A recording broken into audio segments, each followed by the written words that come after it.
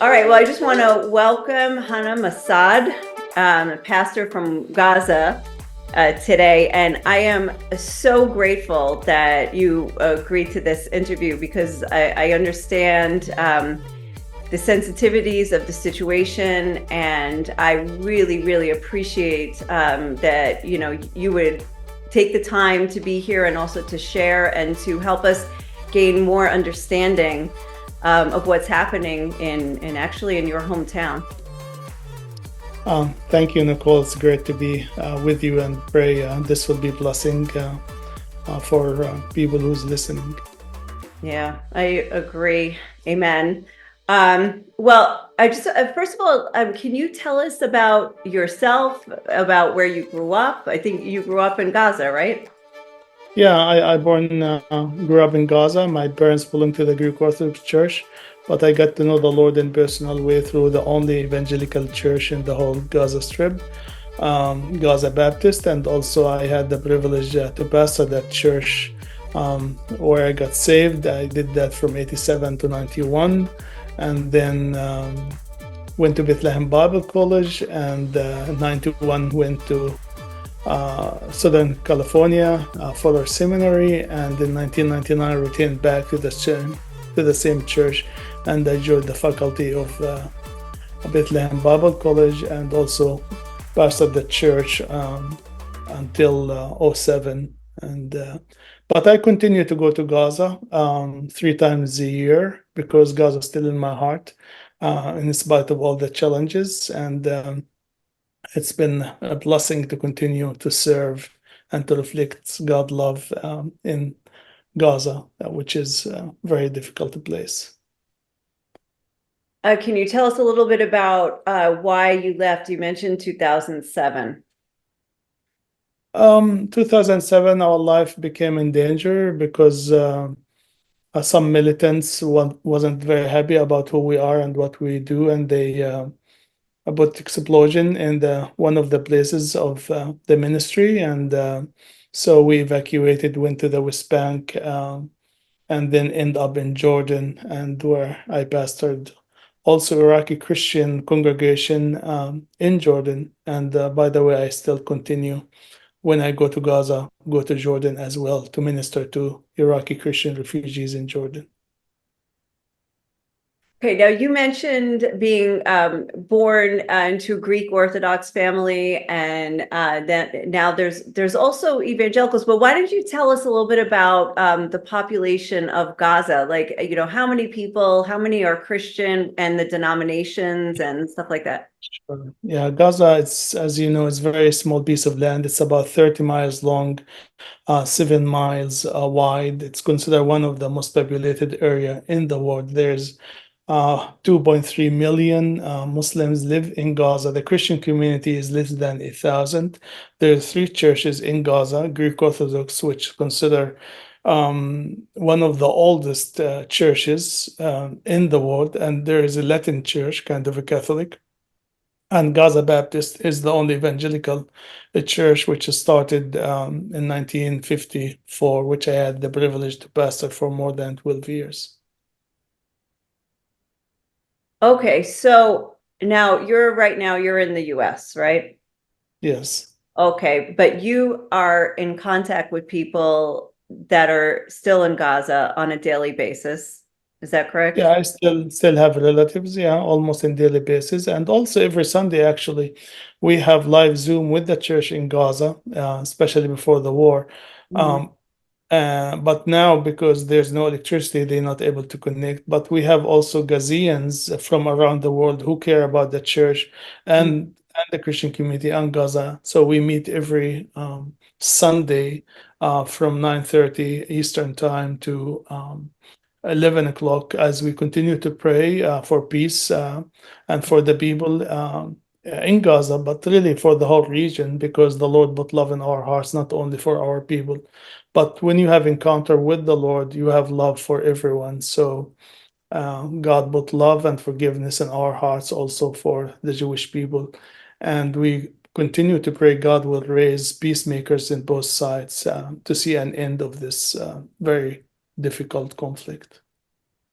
I thought that was a difficult prayer before, and it seems an even tougher one now, actually, like to raise up peacemakers after something like this. And I want to talk about the current situation, but I'm everybody should go get your book as well, and because I think you really give a good understanding of what it was like to grow up. So I just want to go, you explained growing up in Gaza, how just the difficulties, the lack of movement, or the controlled movement in and out, until at some point there was not as much ability to get out of Gaza, and just the situation growing up under. I don't think it's probably, especially for an American. I could not relate to that. I can't understand that, and I don't know if there's a way you could explain to us, or that how you tell Americans and other Westerners that don't have that same challenge, like to explain a little bit about the difficulty growing up in a place where you can't move about freely, or you can't get out freely and travel. Um, yeah, Gaza really, people ask me what it's like to live and minister in Gaza, and usually my respond, I never been in prison, but I lived in one when I was in Gaza, because really, to be honest with you, it's a huge prison. How it's like to minister in Gaza, basically, for a long time we lived between two fires. As a Christian, the fire of some militants in Gaza who's not very happy about who we are and what we do, but also the fire of the occupation, because we are also in the same boat. And as evangelicals, sometimes the traditional church also is not very happy about who you are, what you do. So really the big question, how you live your faith in daily basis in this kind of circumstances, how you keep the love, the peace, and the respect, how you able to continue to carry the presence of God and to reflect his love in this very difficult situation.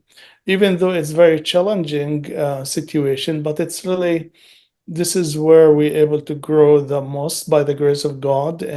When you are in the midst of fire, God continue to shape you and to make you the people He wants you to be in this difficult situation. You guys are a minority of minorities of minorities. I mean, being like, among over 2 million Muslims, and then most of the Christians are Orthodox, and then there's a couple evangelicals and Baptist church. You really have to know your faith, and why you're walking in it. I'm amazed at the challenges that you must face. But that the fact that you can say later that that you have a heart for all people after being under occupation, being in an open air prison, and all the challenges that you face is really amazing. How do you get to that point? Um, um, we really not able to live our faith with our own strength. I mean, how you able to live the Sermon in the Mount? We cannot. We didn't have the strength in us, so we need really the grace of God. And again, when you have this encounter with the Lord by His grace and the power of the Holy Spirit, and when you experience His love, you start to love everyone. And when you experience His forgiveness, you also start to have the power by the grace of God to forgive each other. And of course, Jesus always, it's our ultimate example, even in the most difficult time when he was hanging on a piece of wood between heaven and earth, where he said, Father, forgive them because they didn't know what they do. So Jesus is our ultimate example, and this is what we want to follow. And he never took a life of a person, but he gave his life for humanity.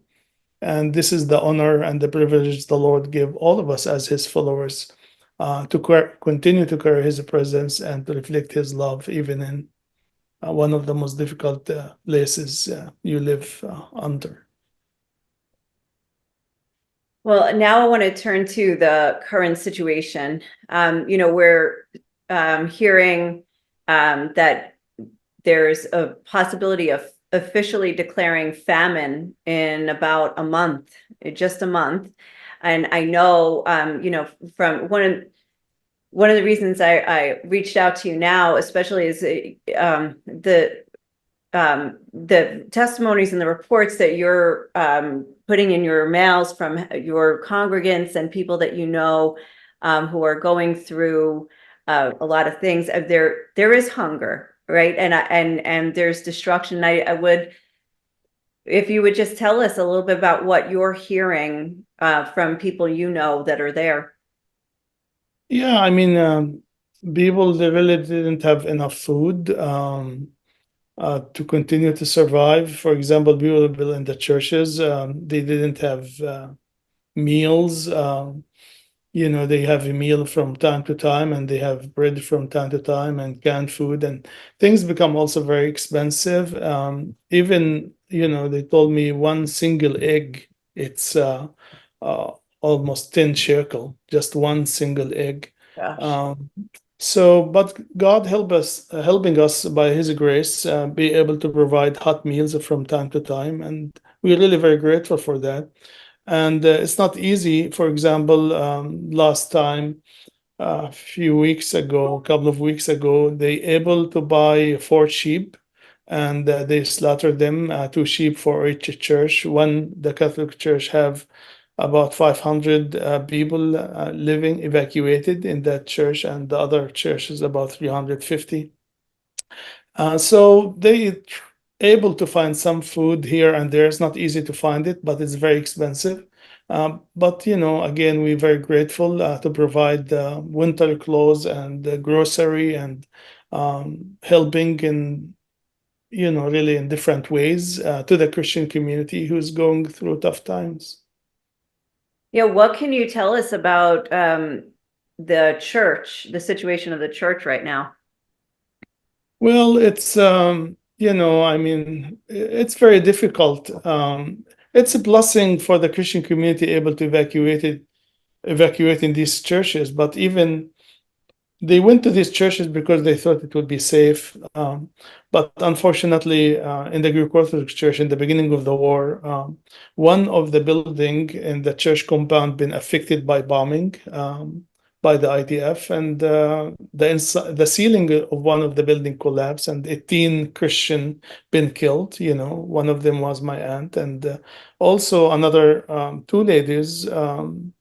In the church compound in the Latin church, as you know, been unfortunately killed by a Jewish sniper. And even the Gaza Baptist Church become military base for the IDF.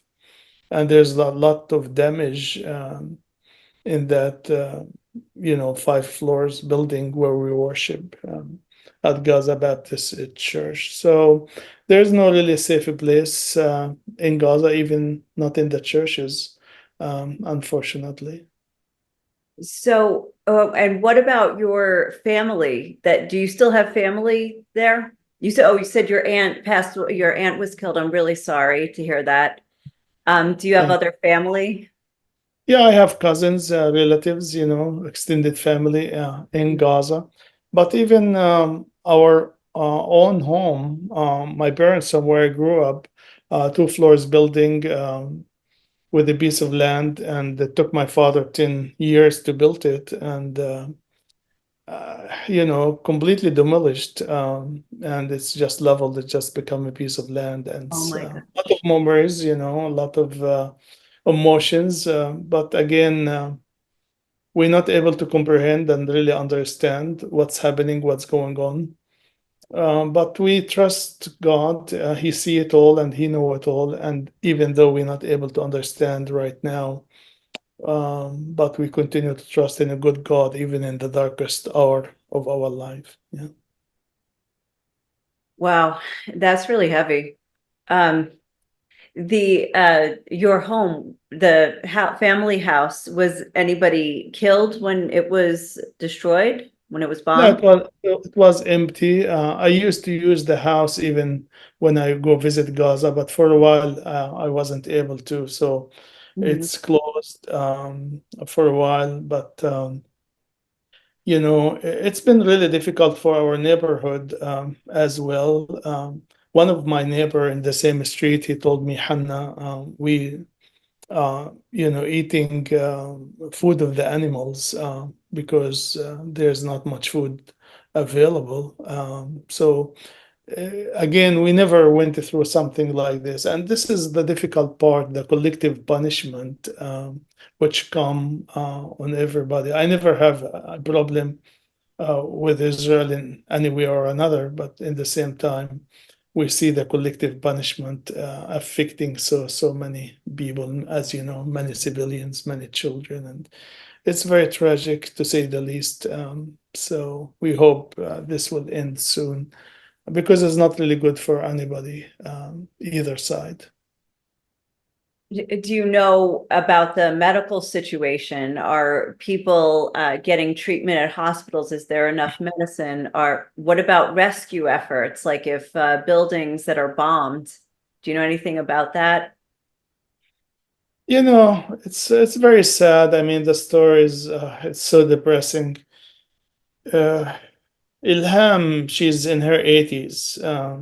She played the piano for Gaza Baptist for so many years. One day she evacuated in the church in Gaza, but one day she left to go to check in her apartment to see if her apartment still is standing. So when she got close to her apartment, just one street or two streets away, she hit by a sniper and in her leg. And some people from the Christian community talked to her, tried to help her to stop the bleeding, but nobody was able to help her. Even the ambulance wasn't able to reach out. Even the neighbors, they knew her because she shot in her neighborhood. So they saw her, but they're not able to open the door to pull her inside because their life will be in danger. So unfortunately, she left bleeding until she died. And she stayed in the streets, her body for days until they have ceasefire. And then when they have ceasefire, they went to try to identify the body. They're not able to identify the body. The only way able to identify the body by the bag she was carrying. And so immediately they took her directly to the tomb because the body start to decay and her body even is not looking, if you understand, but because she was in the streets and so Oh, it's very sad situation and wow. people go through that and yeah and yeah, it's very sad. What also going back to the church, you said that the church is became an army. Is it still occupied by the army?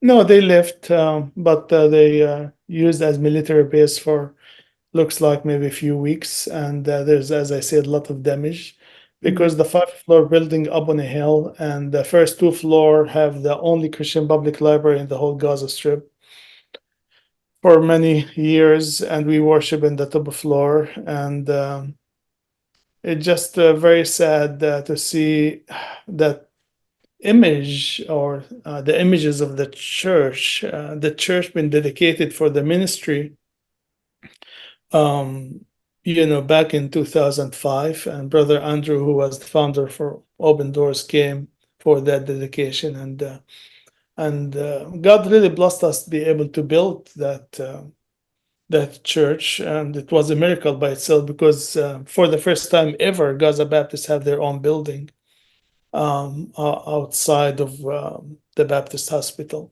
So yeah, but thank God the building is still standing, even though a lot of damage. And by the grace of God, we will rebuild. I mean, we will fix it, and may God help us to continue to reflect His love through that building and through the Church of Gaza Baptist. I mean, what's the future for the Christians? As it was, there were only 1,000. And now it sounds like many have been killed. So, what is even the future for Christians in Gaza? As I understood, there's hundreds of Christian already have visas to Australia, and I think there's many want to go, at least to try. So as soon as the borders start to open up, there's many. There's some already left, but there's many more want to go.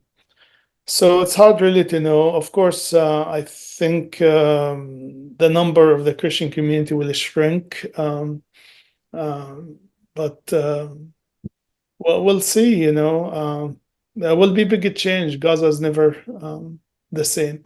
Many homes in Gaza City been demolished completely, um, or partially. 70% of the homes been damaged. So many people, even in the Christian community, didn't really have a place, didn't have homes to go back to after the war is over. So that's a big challenge, and life is never the same. And again, when we talk about collective punishment, I mean, why we have all this um, what you call it, burning areas or blocks, and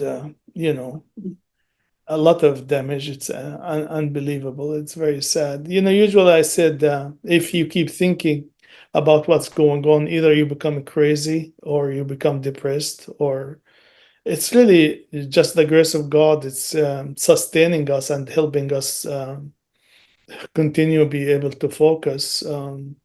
If it wasn't His grace, I'm not sure where we will be. But um, yeah. You grew up there, so this, we know, like, throughout history there have been always fights, wars, even small ones and big ones. How do you compare this to anything you've seen in your lifetime? It's never been like this ever. We never even dream such a nightmare.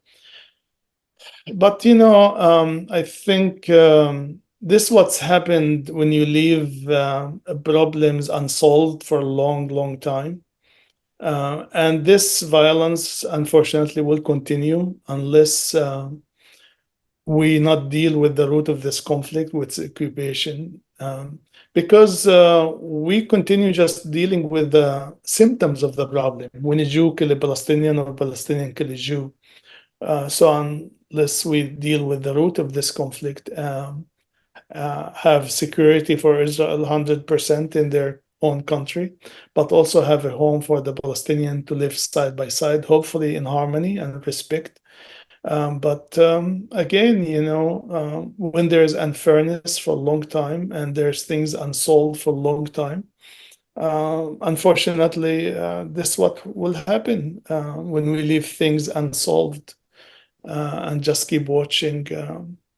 So both sides really need to find a common ground to meet at, and also the international community really have to play a big role to bring the two parties together. Otherwise, we will continue in the same circle, and this is not good for either side, for our children or grandchildren in both sides. No, Violence will never solve this conflict, and we see, like thousands and thousands of children and women in Gaza been unfortunately been killed, and it's a very sad situation unless we really see children in both sides are precious in the sight of God, because all of us made in from one blood and all of us created in the image of God. So this is why we say, as we look at each other, we see God in each other, because all of us as a human being created in the image of God. So we hope and pray will be an end for this, because really it's not worth it. no, you're right. Also, as much as you said, like, this is something we've never seen before, I feel like also in my years as a journalist in the region, I've never seen anything like this before in terms of also the polarizing the sides, like either one side or the other side, and people don't have the ability to even listen or understand or see the pain in others. And I don't know if you also see that in this case.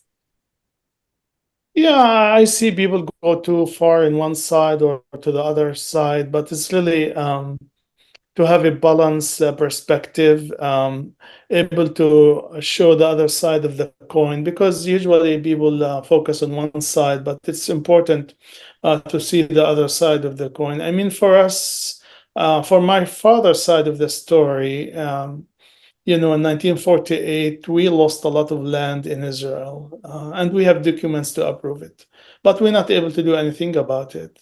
But even now, our home, which took my father 10 years to build, completely destroyed. So, uh, you know, I try to remind myself, do I allow unforgiveness and bitterness to rule in my life, and then I lose um, God plan or God call in my life, or in spite of the pain and the suffering, Lord, I'm not able to do it. Help me to love and help me to live by the power of your forgiveness, because this is the best option and this is the better option for all of us. Father Shakur said something like this: stand with the oppressed without demonizing the oppressor.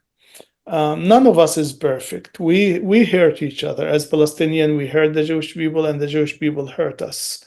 And we've been suffering as Palestinian, as you know, under occupation for a long time. A lot of humiliation, a lot of difficulty, a lot of pain, and a lot of suffering. And really, there have to be an end for this. If we as a Palestinian consider a human being as the rest of the world, then that's mean we have a freedom to live freely as the rest of the world. No one want to be under occupation, or no one want to his life to be controlled by another human being. And basically, I think most of the Palestinian Muslims and the Christian, I think they will agree if there is, two-state solution with the border 1967 to live side by side with Israel, with the respect and with harmony. So yeah, we need a balanced perspective, and we need to listen to one another and to hear the story from the other side, because usually we just have one perspective, the way we see it, the way our own people tell us, or the media. But it's important to listen to the fear and the struggle of the other side in order to find a common ground. Balance one which is good for both of us.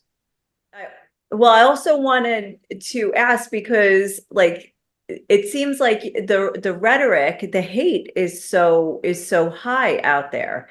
And I just feel like there's no balance anymore in terms of like looking at the situation and looking at people and seeing what people are going through. And I just see, in the debates, in the media and on social media, which is, sometimes even worse than in the media. But it just seems people aren't, they don't hear your pain and they don't hear her pain or his pain. It's just they hear what they want to hear. And I don't remember the world when we couldn't listen to other people and understand what they were going through. And I think it's crucial to understand what people are going through right now in this situation, no matter where they're sitting. We need to hear what they're going through. And I appreciated your emails that you've been sending, updating about the situation, to hear. I can't go, I can't see for myself, but to understand what the people in Gaza are going through right now, I think is very important. And so that's why I appreciate your reports, and anything that, that what you're telling us now is very important to me. Well, it's really important to listen to one another and to hear one another, and we can learn because it's not only my perspective, but also the perspective of others, to hear their fear and their struggles and what they're going through. And I think to find the common ground. None of us is perfect, but again, we able to find the common ground to meet and uh, to do what is best for both of us. But also, in the same time, I try to remind myself. If I go with this option, which is unforgiveness and bitterness, then I remind myself what the consequences. Basically, I will destroy myself before I'm destroying anybody else. And also remind myself the way we've been designed, the way we've been created, body, soul, and spirit, the way God made us. He knows what is best for us, what is work for us. And this is why he warned us about unforgiveness and bitterness that will destroy us. So there's a better way. And I think there's a better way for both, for the Palestinian and for the Jewish people. And to try as much as we can, to be fair and to be just. Of course, in this world, there will never be absolute justice, but we try to do what we can, which is best for both of us. And I think it's a better option for us and also for our children and grandchildren. Well, it's so hard to see a solution. I mean, obviously, the politicians have tried, they've come up with things and nobody agrees on anything. And now, even more so, talking about rebuilding, the thing, the Israeli media and the Americans talk about the day after, like, what is the day after? And, you know, I, who it's just it's very complex politically, which countries, which parties are involved, and I just wonder, like, what is the solution for the people? What are the people going to do? What do the people do? Because everybody's talking about political solution, but what about where you're going to live in a few months, or where you're going to cook a meal, or where you're going to be able to buy food? There's so many just regular day-to-day concerns for people from now, even now, but for the day after as well. So it's very, very complex. There's a lot. I mean, what do you see? First of all, how can people support or pray into the situation? What can people do who are listening and saying, like, wow, I wish I could help? Or what do people in Gaza who are sitting right there in Gaza, what do they need? Well, let me just say, I never forget my father keeps saying when he was alive that he wished to see peace coming to the land between Israel and the Palestinian, but he died without seeing that. Now, I hope my children will see it. I don't know if they will see it or not. But, again, there's no really be real peace without the Prince of Peace, as you know. But I think the Palestinian people are resilient. We heard the story from our parents, what they went through in 1948, and also what they went through in 1967. So this is why I think people have determination to stay. And, to be honest with you, Nicole, I mean, what is the point with all this huge destruction in Gaza when it's more than 70% of the homes in Gaza destroyed? What is the point? I mean, what does Israel really have in mind to destroy all these buildings? And now people didn't have a place to go back to. But I think people willing to have temporary housing and also even tents to stay until they're able to rebuild. Because many of them, they're not really going to leave Gaza; they're going to stay. and Mhm. they try to do what they can. And there's several wars since 2008, but again, never something like this before. And it just, I don't know, there's really no words to explain what's going on. But I think people still, even though there are some people already planning to leave, but there's many not able to leave, and they're going to stay because this is where they grew up, and this is where there's home for them, and people want to abide to stay where they are. Mhm. I don't want to um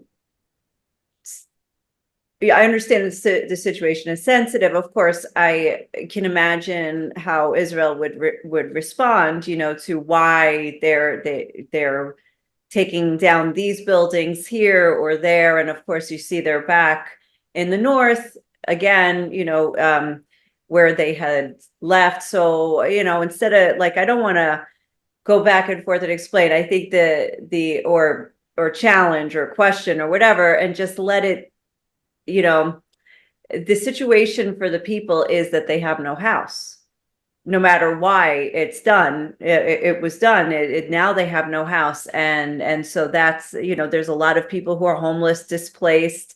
They say 1 million moved south to Rafah, and so there's people that move from the north to the south. Now they're being told to move from the south again, and it's very hard to move 1 million people.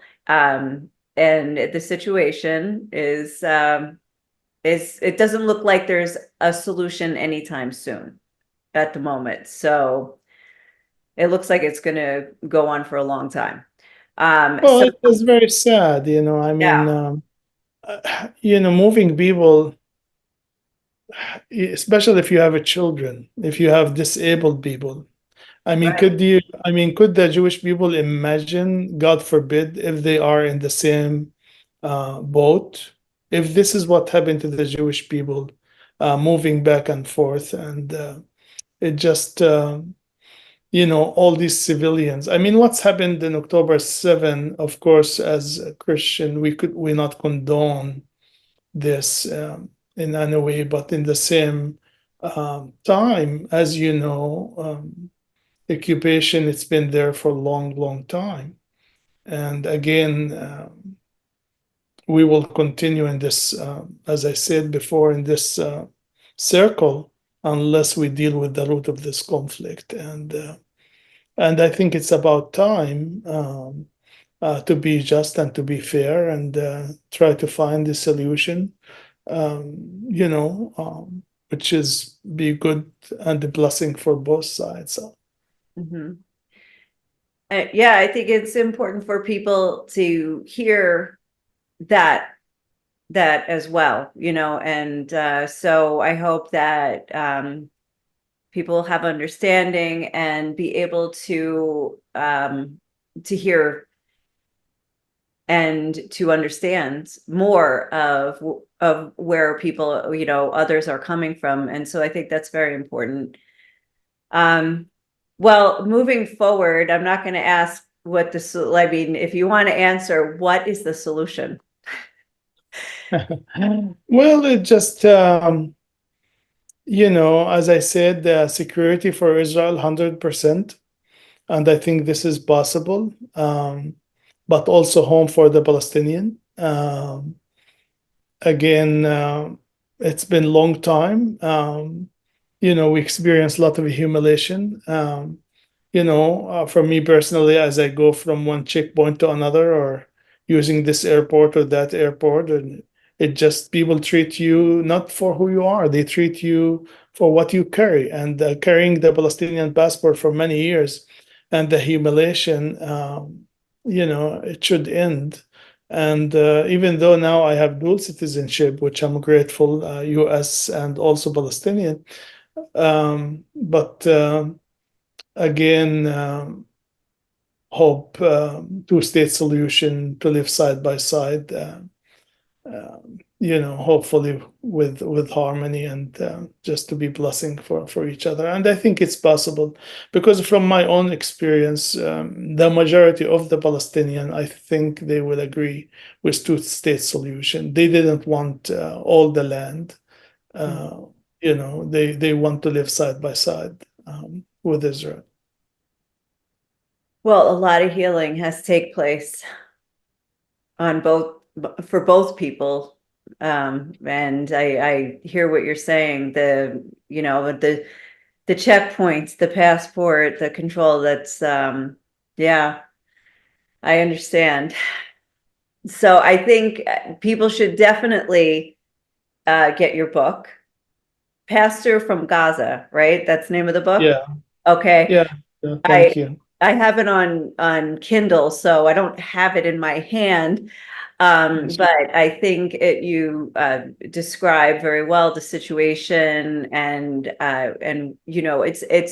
it's good to be able to put yourself, to be able to picture, as you're reading the book, to picture how you grew up and what you went through. So I recommend that people would check it out. I got it on Amazon. I don't know if there's anywhere else, but Yeah, Amazon. Yeah, Amazon is good. And also, I like if it's okay to encourage people to Google Christian Mission to Gaza, mhm. because we try by the grace of God to be the feet and the hands of Jesus as this difficult time to help not only in the Christian community but also the wider community with food and also other aids. So if you Google Christian Mission to Gaza and you see what we do and appreciate Yeah. your prayers and your standing with us. Yeah, for sure. I mean, that's how I'm staying in touch and understanding what's going on. So, and that's why I reached out to you, was because I get your emails, and I'm seeing something and hearing something different that I'm not getting in the media. So I think that's really important, and I appreciate that. So yeah, for sure. Everybody check out Christian Mission to Gaza, and I'll put a link. When I post this, I will put a link in the notes, so people can go there and sign up to get your newsletter. That's great. Yeah, cm2g.org. cm2g.org. Awesome. Okay. Well, this has been really enlightening, and I hope it broadens our knowledge and understanding of what's going on. And if there's anything you would like to add, if there's any way we can pray for you and for your people who are there, for your church, and for obviously all people that are there. But let us know what we can do to support you. Well, thank you, Nicole. Appreciate the opportunity and thank you for your openness, even though it's a difficult conversation because the situation is really difficult and painful for all of us. But we continue to trust the Lord will be an end and to see peace coming to our region. Yeah, that's great. Well, it's an important conversation to have. So I really appreciate your willingness to do this. Thank you very much. Thank you, Nicole. It's good to be with you. Blessings.